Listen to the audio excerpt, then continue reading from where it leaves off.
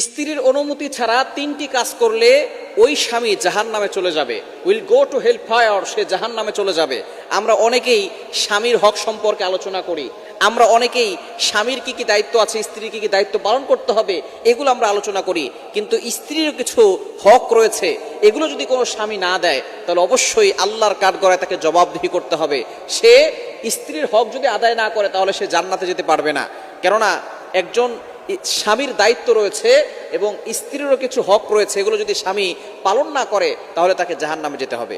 সুতরাং তিনটি বিষয় এমন রয়েছে, এই তিনটি হক অনুমতি ছাড়া যদি স্বামী এই কাজগুলো করে তাহলে তাকে জাহান্নামে চলে যেতে হবে। নাম্বার ওয়ান, এক নাম্বার হচ্ছে কোনো স্বামী তার স্ত্রীকে বিয়ে করার পরে মহরণা না দিয়ে স্ত্রীর অনুমতি ছাড়া তার স্ত্রীকে স্পর্শ করতে পারবে না। অর্থাৎ যদি কোনো স্বামী বিয়ে করে, বিয়ে করার পরে মহরণা না দিয়ে স্ত্রীকে স্পর্শ করে তাহলে সে গুনাহগার হবে। স্ত্রীর অনুমতি নিয়ে তারপরে তাকে স্পর্শ করতে হবে। মহরণা অবশ্যই তাকে দিতে হবে। মহরণার ব্যাপারে আল্লাহ পাক রব্বুল আলামিন যে আয়াত নাযিল করে দিয়েছেন, সূরা নিসা খুলেন, ওয়াতুন নিসা সাদকাতিহিন্না নিহলা। আল্লাহ পাক রব্বুল আলামিন মোহরের ব্যাপারে নিজে বলে দিয়েছেন, এটা হচ্ছে স্ত্রীকে মর্যাদা দেওয়ার জন্য। আল্লাহ তাআলা নারীদেরকে যে মর্যাদা দিয়েছেন, সম্মান দিয়েছেন, পুরুষ স্ত্রীকে সম্মান দিবে এজন্য তাকে মহরণা নির্ধারণ করা হয়েছে। তবে বর্তমান সমাজে মহরণা ঠিক মতো দেয় না, আবার অনেকে আছে যৌতুক দাবি করে। খবরদার, এটা কখনো করবেন না, এ বিষয়ে আমাদেরকে সতর্ক থাকতে হবে। মহরণা না দিয়ে স্ত্রীর অনুমতি ছাড়া তাকে স্পর্শ করা যাবে না।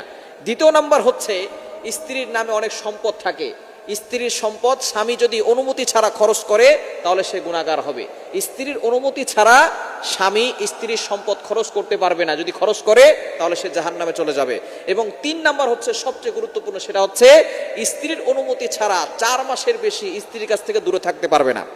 এ বিষয়ে অনেক প্রবাসী ভাইরা আছেন 1 বছর 2 বছর 3 বছর 5 বছর স্ত্রীকে দেশে রেখে প্রবাসে সময় কাটান। যদি আপনি আপনার স্ত্রীর কাছ থেকে পারমিশন না নিয়ে যান তাহলে অবশ্যই আপনি গুনাহগার হবেন। স্ত্রীর কাছ থেকে পারমিশন নিতে হবে, কারণ একজন স্ত্রী 4 মাসের বেশি স্বামী ছাড়া থাকা তার জন্য কষ্টকর হয়ে যায়। নবীজি সাল্লাল্লাহু আলাইহি ওয়াসাল্লাম যখন ইন্তেকাল করলেন, আবু বকর সিদ্দিক রাদিয়াল্লাহু তাআলা খলিফা হলেন। আবু বকর সিদ্দিক রাদিয়াল্লাহু তাআলা খলিফা হওয়ার পরে ওমর রাদিয়াল্লাহু তাআলা খলিফা হয়েছেন। তার জামানায় ওমর রাদিয়াল্লাহু তাআলা রাতের বেলা হাঁটতেছেন, এমন সময় দেখে এক মহিলা, সে তার ঘরের ভিতরে গান গাচ্ছেন। ওমর রাদিয়াল্লাহু তাআলা এই গান শুনে সাথে সাথে সেখানে তার যে দরজা ছিল দরজা ভেঙে ভিতরে ঢুকছে। ঢোকার পরে বলতেছে, তুমি আমার রাজ্যে গান গাচ্ছ কেন? বলে, এটা আমার দোষ না, এটা দোষ হচ্ছে আমিরুল মুমিনিনের দোষ। কেন?